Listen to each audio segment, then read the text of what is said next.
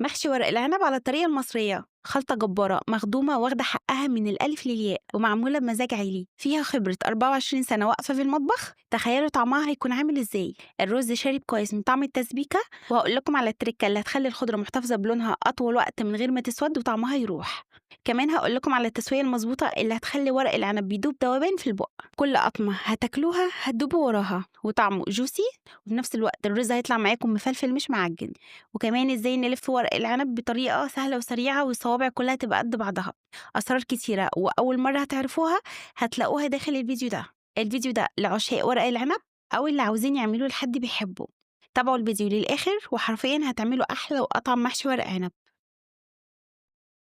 في البداية هنسلق ورق العنب.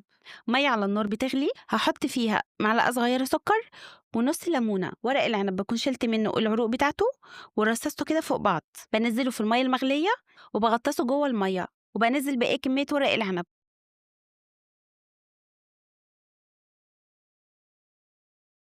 ولما بنلاقيه لونه غير كده بسيبه دقيقة على الجنب الأول، وبنقلبه وبنسيبه كمان دقيقة على الجنب التاني. والحاجة المهمة هنا إنكم تخرجوه على مَيّة ساقعة فيها تلج عشان توقّف عملية التسوية، ولمّا بياخد صدمة في المَيّة اللي بتلج بيزهزه وبيبقى فريش أكتر. وهاسيبه على جنب عشان يتصفّى. تعالوا هنا بقى نجهّز أجمل وألذ خلطة محشي فيها خلاصة خبرة السنين. حلة على نار عالية هاحط فيها كوباية إلا ربع من الزيت. لمّا الزيت يسخن كويس هانزّل عليه البصل ياخد صدمة عشان يحمر بسرعة من غير ما ينزّل مَيّته، والبصل ما يبقاش معانا معجن جوه الخلطة. استخدمت بصلتين من البصل اللي لونه أحمر مقطّعهم مكعبات متوسطة بالسكينة مش بالكبة، ودي بتفرق جدًا في خلطة المحشي. باحمّرهم لحد ما يتبلوا بالشكل اللي أنتم شايفينه ده. وباكون مجهّزة جنبي فلفل رومي وحامي وفلفل ألوان لونه أحمر. بلاش تستخدموا اللون الأصفر عشان هيغيّر معاكم لون خلطة المحشي. الكمية هتكون حوالي نُص كوباية من كل نوع، والفلفل الحامي على حسب رغبتكم، وممكن طبعًا تستغنوا عنه. بانزّلهم على البصل وباشوحهم حوالي نُص دقيقة. معايا هنا معلقة صغيرة من البابريكا ونُص معلقة صغيرة من الفلفل الأسود والكمون وكزبرة والشطة. مش باضيف توابل أكتر من كده. بهارات المحشي وال7 بهارات أو أي توابل تانية تنفع مع محشي الممبار بس. محشي الممبار بيحب الخلطة المحبشة، لكن لو ضفتها على خلطة المحاشي المشكلة هتغيّر طعمها وكمان هتغمّق معانا الخلطة، وهتغمّق أي نوع محشي بعد ما يستوي. بانزّلهم على البصل والفلفل يتحمّصوا معاهم شوية، والتركة دي بتدّي تيست حلو أوي وبتقلب ريحة وطعم خلطة المحشي. هازوّد عليهم معلقتين كبار من معجون الطماطم. وترتيب الخطوات مهم يا جماعة. يا دوب تقليبتين بس، وهانزّل عليهم كيلو طماطم عصرتها مع شوية مَيّة صغيرين في الخلاط. قلّبتهم مع بعض وهاضيف عليهم معلقة كبيرة من الملح ومعلقة صغيرة من السكر ومكعب من المرقة. باقلّبهم مع بعض وباسيبهم على نار عالية في الأول لحد ما مَيّة الخضار تتبخر، وكل شوية باقلّبهم علشان الصلصة ما تتحرقش من تحت. لمّا نلاقي الصلصة خلاص بدأت تنشف باوطّي عليها النار وباسيبها حوالي 10 دقايق كمان لحد ما تتسبك خالص، وبنلاقيها بالقوام ده كل السوائل فيها اتبخرت، وبنرفعها من على النار. وهي لسه سخنة بانزّل عليها كيلو من الرز المصري مغسول ومتصفي كويس جدًا من المَيّة، وهازوّد عليهم تِلت كوباية من الزيت. المحشي بيعشق الزيت، وكمان معلقة كبيرة من السمنة البلدي أو الزبدة الصفرا. باقلبهم مع بعض وباسيب الرز يشرب ويتطعم كويس من الصلصة، والتركة دي بتفرق جدًا في طعم الخلطة. ومش باضيف الخضرة دلوقتي، لو نزلتها على الخلطة وهي لسه سخنة الخضرة هتسود وهتفقد طعمها. باغطيها وباسيبها تبرد على ما باجهز باقي المكونات.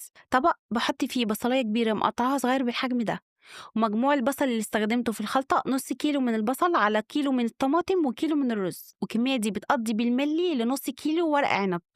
نفس التوابل اللي حطيتها مع البصل والفلفل في التسبيكة هاحطها على البصل النية اللي هي عبارة عن معلقة صغيرة من الملح والبابريكا ونص معلقة صغيرة من الفلفل الأسود والكمون والكزبرة والشطة. وكل المقادير دي هتلاقوها مكتوبة تحت الفيديو أو في أول تعليق مثبت. بدعك الملح والتوابل مع البصلة، وبرضه الخطوة دي بتفرق جدا في طعم المحشي. بعد ما الخلطة بردت هي كانت دافية شوية، عندي هنا كزبرة وشبت وبقدونس وبكون مقطعهم صغير، وازود كمان 4 أو 5 ورقات من النعناع. دي بتساعد شوية على هضم الأكل الدسم. ودي البصل اللي بهرتها بالملح والتوابل. هقلب كله مع بعضه لحد ما اتأكد ان الخليط اتخلط كويس، وهنقل الخلطة في طبق تاني. ودي كده أحلى خلطة محشي تقدروا تحشوا بيها ورق العنب أو الكرنب أو المحاشي المشكلة. لون وطعم وريحة فيها كل المميزات. طرق كتير طلعت للف ورق العنب، بس دي أسهل وأفضل طريقة جربتها لحد دلوقتي، والميزة فيها إن قدرت أتحكم في حجم الصوابع كلها تبقى قد بعض. عندي كيس يكون محمل وتقيل زي ده موجود في المحلات اللي بتبيع الأكياس، معايا كمان شوب ستيكس ممكن تستخدموا بداله قلم أو معلقة خشب تكون مدورة. بحط الكيس على بلانشة أو على رخامة وبفرد عليها ورق العنب، والكيس ده بعتبره فورمة بقيس عليها الورق، ده يعني لو حجم الصوابع يفرق معاكم. وباخد معلقة كبيرة كده مليانة من الخلطة، خليكوا هنا كريمين شوية. محشي ورق العنب بيحب الخلطة تبقى كتيرة جواه عشان الصباع يبقى جوسي. بنطبق الجزء اللي فوق الأول وبنلم الجوانب بالشكل ده،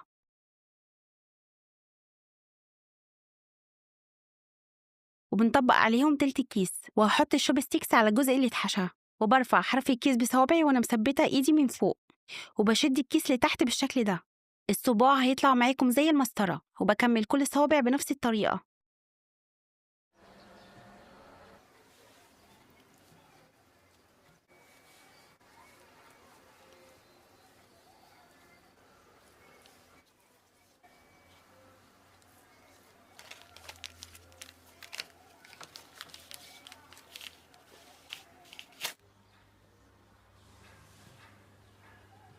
ولو الورقة كبيرة معاكم هتقسموها، ولو الورقة صغيرة هنحط ورقتين جنب بعض.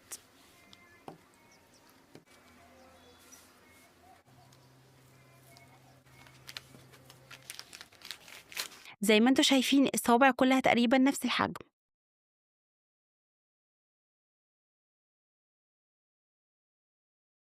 الخطوة اللي بعد كده لو عاوزين تقلبوا المحشي فهتستخدموا حلة تكون متساوية، سواء مدورة أو مربعة، حتى لو ألمونيوم هتنفع لو عملتوها بالطريقة اللي في الفيديو. فاض معايا كام ورقة كده فبوزعها في قعر الحلة، وبحط حلقة بصل وحلقات فلفل. ممكن في الخطوة دي تحط شرايح لحمة محمرينها في قطعة زبدة مع ملح وفلفل، وهضيف كمان شرايح بطاطس وحلقات طماطم، وهبدأ أرصص ورق العنب بالشكل ده، صف بالطول وصف بالعرض لحد ما بخلص الحلة.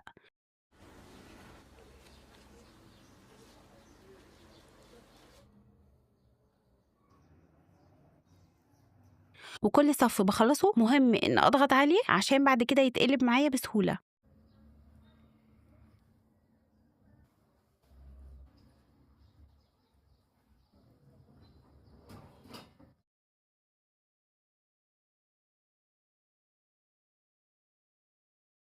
في الآخر باغطيه من فوق برضه بورق عنب، ولازم تسيبوا مساحة من فوق عشان المحشي ما يبقاش مكتوم والتسوية كلها تبقى واحدة من غير ما يطلع فيها جزء ني، وعشان كده اختاروا الحلة يكون حجمها مناسب.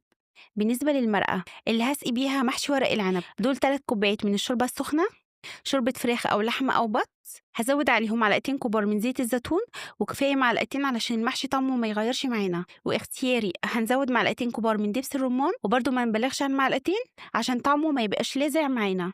وهزود كمان 3 معالق كبار من معجون الطماطم، وهضيف مكعب من المرقة ونص معلقة صغيرة من السكر. مش هضيف ليمون دلوقتي عشان ورق العنب ما يشدش معانا. بقلبهم مع بعض لحد ما كل حاجة تدوب، وهسقي بيهم المحشي. لما نلاقي الشوربة وقفت كده هنهز الحلة عشان الشوربة تنزل للصفوف اللي تحت، وهضيف باقي المرقة لحد ما الشوربة تغطي أول صف، ولسه برضو الخضار بينزل ميته.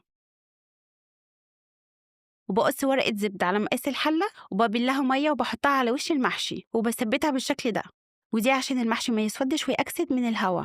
وهجيب طبق يكون تقيل ومحمل ومسطح زي ده، وبكبس بيه الحلة عشان لما يغلي الورق هيتنطط من مكانه وهيفك من بعضه. نيجي لأهم حاجة في الموضوع كله وهي التسوية. في البداية هنحط الحلة على نار عالية لمدة تلت ساعة فقط، بعدين بنهدي النار زي الشمعة. من بعد ساعتين بيكون المحشي استوى، بس عشان يطلع دايب فأنا سبته لمدة 3 ساعات. وبعد ال3 ساعات مش بافتح عليه خالص، على الأقل باسيبه لمدة ساعة. مش بنفتح عليه على طول عشان ما يأكسدش ويسود من الهوا. كل لما بيقعد ويهدى وقت أطول كل لما بتاخدوا نتيجة أفضل. ويا سلام لو بيتوه ليلة. وأول ما بفتح عليه هعصر عليه ليمونتين.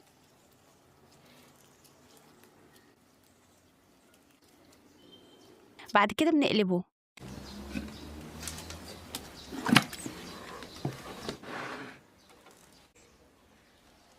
شايفين الحلة بعد تسوية 3 ساعات وتلت؟ ولا حاجة لزقت ولا حاجة اتحرقت، حتى البطاطس استوت وكانت ماسكة نفسها. بعد كده هنشيل الورق اللي من فوق. شايفين الجمال والذوبان؟ الورق دايب وملمن كده والخلطة مفلفلة ولا رزاية معجنة. ركزوا على كل حاجة قلتها في الفيديو، اسمعوا الفيديو مرة و2 وهتلاقوا نفسكم بتاكلوا أحلى وأطعم ورق عنب بطعم جبار، ريحته تشهي وطعمه يفتح النفس. جربوا بالطريقة دي وتعالوا قولوا لي هنا طلع معاكم عامل ازاي. لو وصلتوا معايا لنهاية الفيديو فما تنسوش تعملوا لايك، ولو ما اشتركتوش في القناة فاشتركوا، وكمان تابعوني على حساباتي الرسمية على الفيسبوك والإنستجرام وكمان التيك توك. أشوفكم على خير في وصفة جاية أحلى وأحلى.